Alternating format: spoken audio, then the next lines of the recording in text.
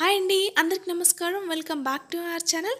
ఈరోజు వీడియోలో ఎంతో టేస్టీగా మరియు సింపుల్గా మనము హోటల్ స్టైల్ మసాలా వెజ్ పులావ్ని ఇంట్లోనే ఎలా తయారు చేసుకోవాలో చూసేద్దాం. ముందుగా దీనికి కావాల్సిన పదార్థాలు: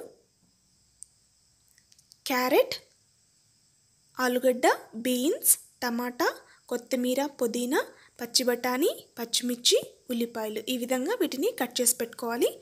తర్వాత నేను ఇక్కడ బాస్మతి రైస్ ఒక గ్లాస్ తీసుకున్నాను. వీటిని 30 మినిట్స్ పాటు అనగా అరగంట పాటు నానబెట్టుకోవాలి.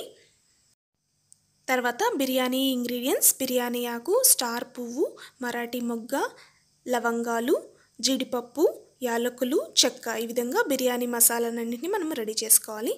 ఇప్పుడు స్టవ్ వెలిగించుకొని కడాయి పెట్టుకొని అందులో 2 స్పూన్ల నెయ్యిని, తర్వాత 2 స్పూన్ల ఆయిల్ని వేసుకోవాలి. ఇది వేడైన తర్వాత ఇందులోకి మనం తీసుకున్న మసాలా ఇంగ్రీడియంట్స్ అన్నీ వేసుకోవాలి. వేసుకొని ఒకసారి కలుపుకొని వీటిని వేయించుకోవాలి.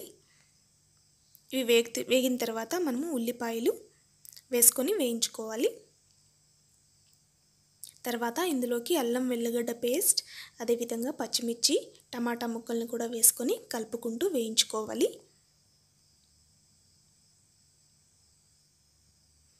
ఇప్పుడు మనము మూత పెట్టుకొని ఒక 2 నిమిషాలు వీటిని మగ్గించుకోవాలి. ఇప్పుడు ఒక కప్పు తీసుకొని అందులోకి 2 స్పూన్ల పెరుగును వేసుకోవాలి. అదేవిధంగా 1 స్పూన్ కారం, 1 స్పూన్ ధనియాల పొడి, ఒక 1/2 స్పూన్ పసుపు, 1/2 spoon garam masala powder, 1/2 spoon biryani masala powder, అదేవిధంగా రుచికి సరిపడినంత ఉప్పు వేసుకోవాలి. వేసుకొని వీటన్నింటినీ ఈ పెరుగులో బాగా మిక్స్ అయ్యే విధంగా మనము పేస్ట్ లాగా రెడీ చేసుకొని పెట్టుకోవాలి. చూసారా, ఈ విధంగా మనము కలుపుకొని ఈ పేస్ట్ని రెడీ చేసుకోవాలి. టమాటా కాస్త మగ్గిన తర్వాత ఇందులోకి మనము కట్ చేసి పెట్టుకున్న వెజిటేబుల్స్ అన్నీ వేసుకోవాలి. ఫస్ట్ బఠానీ, క్యారెట్, బీన్స్, అదేవిధంగా ఆలు. సో ఈ వెజిటేబుల్స్ అన్నీ వేసుకున్న తర్వాత ఇందులో బాగా మిక్స్ అయ్యే విధంగా ఒకసారి మనము కలిపేసుకోవాలి.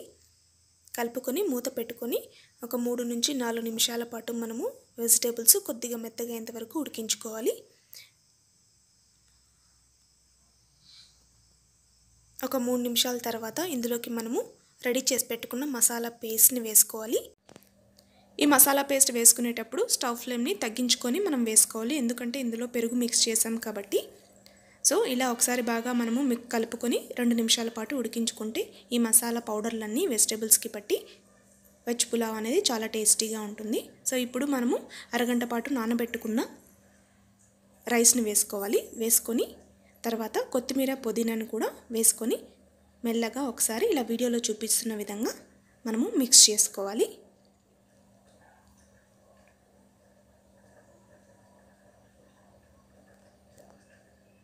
ఇప్పుడు ఇందులోకి మనము నేను ఒక గ్లాస్ రైస్ తీసుకున్నాను కాబట్టి ఇందులో 2 గ్లాసెస్ ఆఫ్ వాటర్ యాడ్ చేశాను.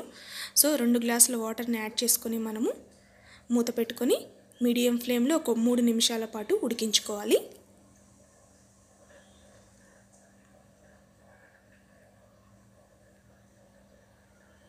మూడు నిమిషాల తర్వాత మనము ఒకసారి మూత తీసి అంతా ఒకసారి కలుపుకోవాలి.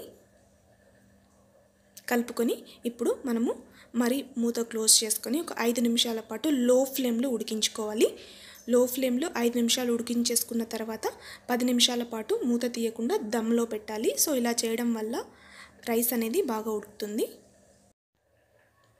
అంతేనండి, ఎంతో టేస్టీగా ఉండే మసాలా వెజ్ పులావ్ని మనము రెడీ చేసుకున్నాము. సో ఈ మసాలా వెజ్ పులావ్లోకి ఆలూ కుర్మా కానీ లేదా ఏదైనా వెజిటేబుల్ కర్రీ అయినా లేదా నాన్ వెజ్ కర్రీ అయినా కూడా చాలా టేస్టీగా ఉంటుంది. నేనైతే ఈ మసాలా వెజ్ పులావ్లోకి పెరుగు రైతా ట్రై చేశాను, చాలా టేస్టీగా ఉందండి. సో మీకు కూడా ఈ రెసిపీ నచ్చినట్టయితే మీరు కూడా ట్రై చేసి ఎలా వచ్చిందో కమెంట్ చేయండి. Thanks for watching. Bye, take care.